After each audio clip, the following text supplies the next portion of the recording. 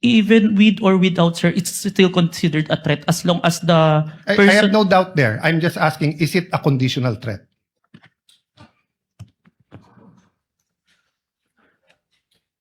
Based on our affidavit, sir, I believe it's conditional, which... Based in your affidavit. But your initial assessment, yung personal mo as an investigator, this is an investigation of the whole NBI, but yung personal mo. The threat is absolute, sir. Okay. Sa magandang hapon, Mr. Witness. Good afternoon, Your Honor. Medyo mahaba na yung pag-upo mo dyan, but allow me a few questions. No? Yung circumstance lang, so paano nagsimula yung investigasyon na na-involve ka? Were you from the start o hindi? At written instructions ba to? O sinabi, oy, may investigasyon tayo? Just konting clarity, paano na-umpisa yung specific investigation? And was it based on the November 3 video? Tama ba? November 23, Your Honor. Okay. It all started, I received a phone call, sir, from my executive officer that there is a video wherein there is a statement given by the Vice President, which is classified as threat, and I was tasked and assigned to investigate the case, sir. Okay. So basically, ganun yung pagkasabi na I'm tasking you to look at the video, investigate. Yes, Your Honor. Were you working alone or with a group? With a group, Your Honor. NBI group? Yes, Your Honor. And was this, is there an interagency also or just purely NBI? Don't have personal knowledge. Maybe our chief, sir, has the Okay. knowledge on that, sir. Yes. No, that's all I asked for naman, yung personal knowledge. Yes, Your Honor. So pakiulit mo yung sinabing, how exactly sinabi sa'yo na tignan mo yung video, imbestigahan mo, or may statement? So, to be specific, sir, as far as I remember, may statement si Vice President regarding the November 23 press conference na kung saan may pagbabanta na naganap, Okay. pakiimbestigahan. pakiimbestigahan. So ganun ka general. Yes May po. pagbabantang naganap, pakiimbestigahan. Yes po. And you proceeded by watching the video. Yes, Your Honor. And when you watched the video, you got to the part na may pagbabanta. No, Your Honor, I first don't know which part of that. So you watched the whole video, of course. First, the clippings, Your Honor. Okay. Then, I look for the whole video, Your Honor. Then you watched the whole video. Yes, Your Honor. And thank you for your honesty. So after the clipping, tapos the whole video, what did you do next? You reported or you made your recommendations? I don't understand the process lang kasi. Upon identifying the whole video, I informed my executive officer that I identified the video, Your Honor. And then yung sinabi mo yesterday, then you started looking for patterns. That's why you looked at yung dating mga video ni Vice President. Yes, Your Honor. So you started investigating the threat against the President, the First Lady, and the former Speaker of the House. Yes, Your Honor. Did you investigate the threat against the Vice President? We tried, Your Honor. How did you try? It is included in our letter to the Vice President, Your Honor. That's why we were inviting her to proceed to our office to investigate the threats to her life, Your Honor.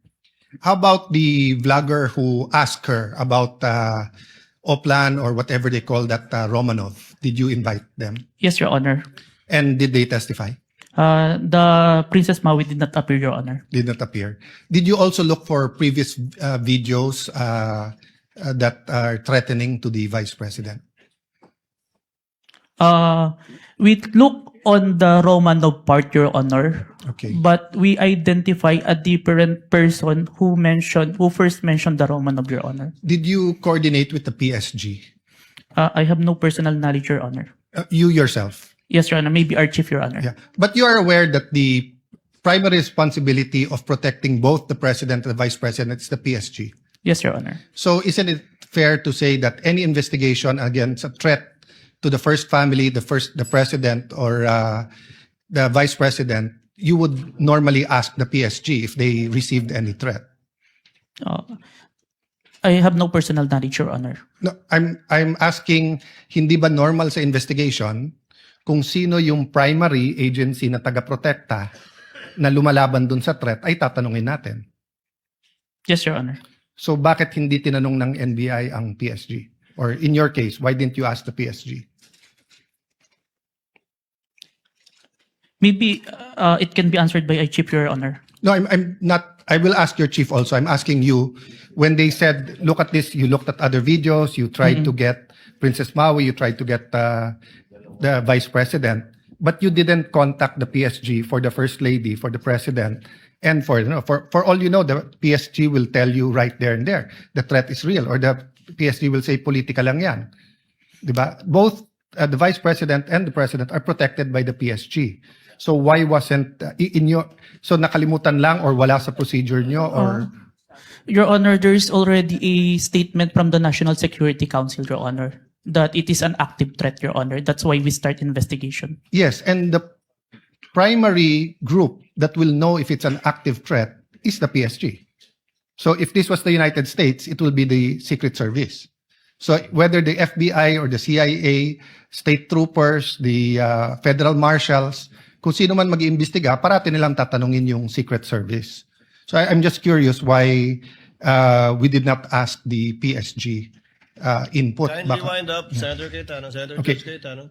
So my last question is, how did you characterize the threat of the Vice President to the President? Given that ang exact words niya, huwag kang mag-alala ma'am sa security ko kasi may kinausap na akong tao, sinabi ko sa kanya, kapag pinatay ako. So that would be fair to you and not vague, no?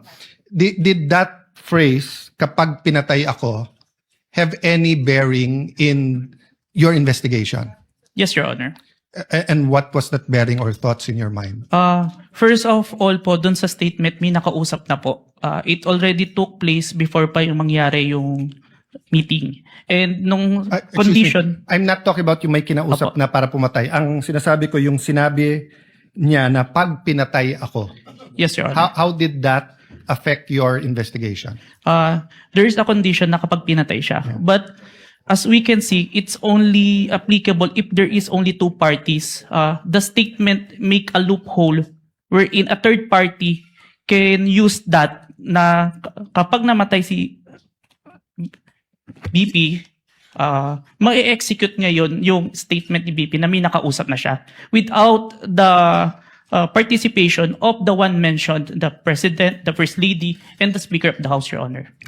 That's fair. But what I'm saying is that in your reports, did you characterize it as a conditional threat? Kasi kung hindi naman siya pinatay, the logical implication is that there's no threat against the... So I'm not saying it's not illegal, immoral to contract a killer. Ha? I'm just trying to follow the logic na pag sinabi kong pakukulong kita, Mr. Witness, pag nagsinungaling ka under oath, then it's actually not a threat. It's a legal... I'm just telling you the law, di ba? Pero pag sinabi kong pag hindi ka sumunod sa akin, ano yung kita. So that's my last question lang. So how did you characterize that? It wasn't a conditional in your mind because may kinausap na? Even with or without, sir, it's still considered a threat as long as the I person... have no doubt there. I'm just asking, is it a conditional threat?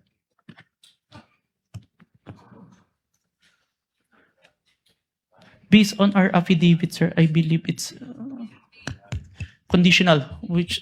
Based in your affidavit. But your initial assessment, yung personal mo as an investigator, this is an investigation of the whole NBI, but yung personal mo. The threat is absolute, sir. Okay. Thank you. News, your number one source.